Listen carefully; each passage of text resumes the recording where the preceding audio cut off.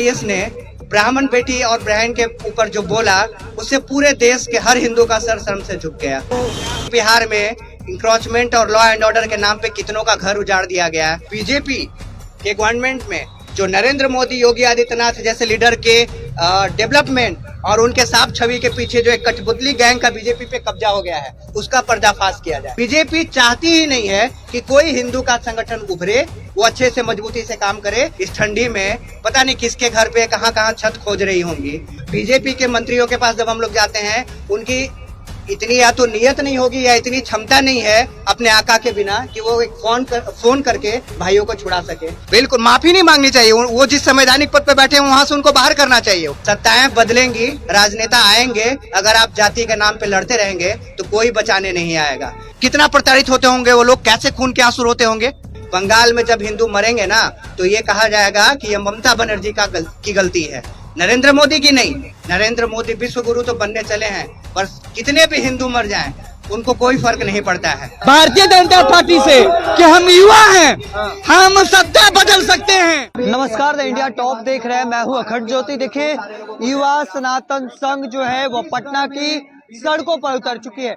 बड़ी संख्या में हाथों में भगवा झंडा लिए जय श्री राम का नारा लगाते हुए तमाम जो लोग हैं वो उतरे हैं और इनसे हम बातचीत करने की कोशिश करेंगे। क्योंकि जिस तरीके से बड़ी संख्या में जो लोग हैं साथ में उतरे हैं, आखिर वजह क्या है, इन चीजों को भी समझने का प्रयास करेंगे। क्योंकि युवा सनातन संघ जो है वह उतरी है, क्या कुछ कह रहे हैं वो अभी हम आपको सुना देते हैं। और छत्तीसगढ़ की सरकार को मैं ये बोलना चाहता हूँ, वहाँ के माननीय गृह मंत्री जी को, कि आपने तो सोचा था कि आधे नंगे खाली पैर करा के उनका जुलूस निकालेंगे और आप उनका अपमान करेंगे। समाज को, पूरे देश को ये मैसेज देंगे कि एक सामाजिक संगठन के प्रदेश अध्यक्ष को इस तरीके से जलील करके आप उसके समाज का मनोबल तोड़ सकते हैं। तो जो काम आप मनोबल तोड़ने के बना दिया है, आप हमारा भी जुलूस निकालिए। आप क्या निकालिएगा, हम अपना जुलूस खुद निकाल ले रहे हैं और आपको ये श्योर कर रहे हैं कि अब के बाद हर सामाजिक संघर्ष में, हर काम में, हर संघर्ष में जब भी सामाजिक कोई मुद्दा होगा, हम इसी वेशभूषा में संघर्ष करेंगे, ताकि ना तो किसी हिंदू को, ना तो किसी राजपूत को ये भूलने देंगे कि ये बीजेपी की सरकार हिंदुओं की कितनी बड़ी दुश्मन है। और एक बात मैं बता देना चाह रहा हूँ कि जब यहाँ यादव परिवार में झगड़ा हो रहा था इलेक्शन के बाद, तो बाकी सारे कास्ट खुश थे, उनको लग रहा था, कुछ लोग फेसबुक पे कमेंट कर रहे थे कि बड़ा अच्छा हो रहा है। फिर बारी आई राजपूतों की। इस बीजेपी के गवर्नमेंट में आधा नंगा खाली पैर करके उनका जुलूस निकाला गया। फिर बाकी के लोग खुश थे, सोच रहे थे कि चलो राजपूतों का हुआ है, क्या करना है। फिर आइए एमपी में एक 2 कौड़ी के आईएएस ने ब्राह्मण बेटी और बहन के ऊपर जो बोला, उससे पूरे देश के हर हिंदू का सर शर्म से झुक गया। फिर आइए दलित, बेचारे दलित तो हमेशा से शोषित हैं। पता नहीं बिहार में इंक्रोचमेंट और लॉ एंड ऑर्डर के नाम पे कितनों का घर उजाड़ दिया गया है। हमारी माएँ बहनें इस ठंडी में पता नहीं किसके घर पे कहाँ कहाँ छत खोज रही होंगी। अगर स्थिति ये है तो आप सोचिए आपको क्या करना है। सत्ताएं बदलेंगी, राजनेता आएंगे, अगर आप जाति के नाम पे लड़ते रहेंगे तो कोई बचाने नहीं आएगा। बंगाल में जब हिंदू मरेंगे ना तो ये कहा जाएगा कि ये ममता बनर्जी की गलती है, नरेंद्र मोदी की नहीं। जैसे नरेंद्र मोदी के देश में उनके प्रधानमंत्री, जहाँ के वो प्रधानमंत्री हैं उस देश में वो बंगाल नहीं आता है।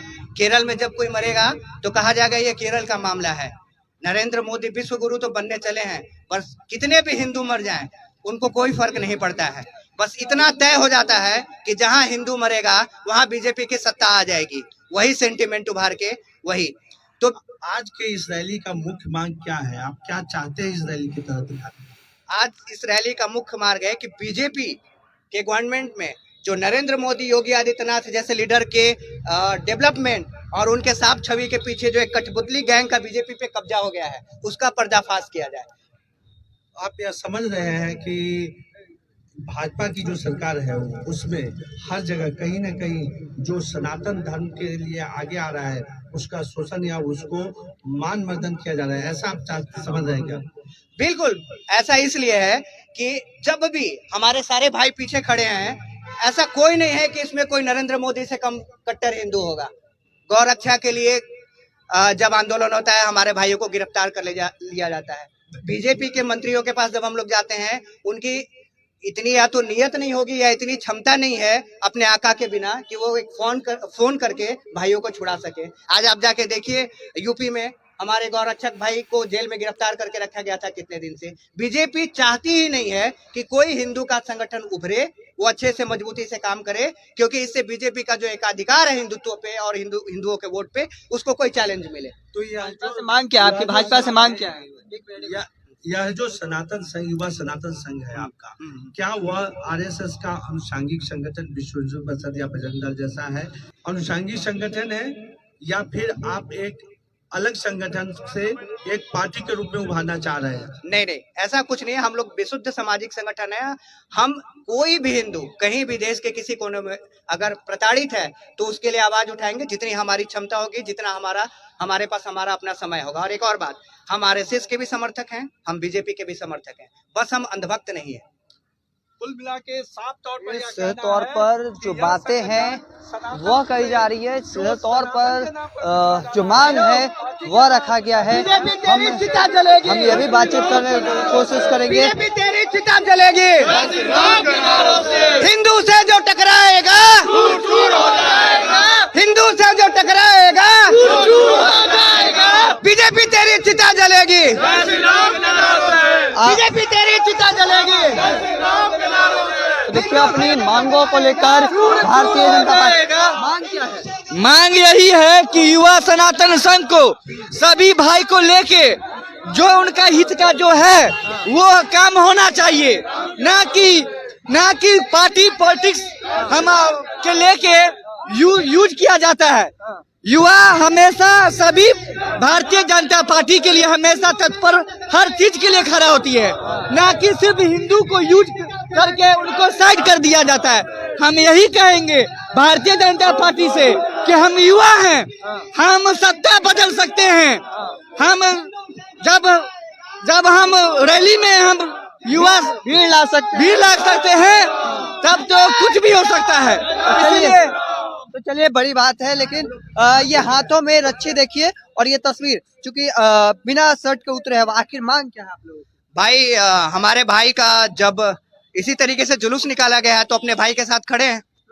हाँ, कहीं भी किसी भी। आखिर भारतीय जनता पार्टी से भारतीय जनता पार्टी से चाहते हैं कि जो उन्होंने गलती किया उसको वापस लीजिए, जिन लोगों ने ऐसा किया है उन पे एक्शन कीजिए, माफी मांगनी चाहिए सामने आके। बिल्कुल माफी नहीं मांगनी चाहिए। वो जिस संवैधानिक पद पे बैठे हैं वहां से उनको बाहर करना चाहिए। वो जातिवादी मानसिकता के लोग हैं। आप सोचिए, जब पूरे देश के सामने वो एग्जाम्पल सेट कर रहे हैं तो क्या करते होंगे अंदर खाने में वो बाकी करने जातियों के साथ, जिनके साथ उनके वैमनस्यता है।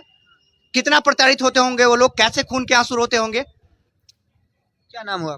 राजन सिंह सिकरवार।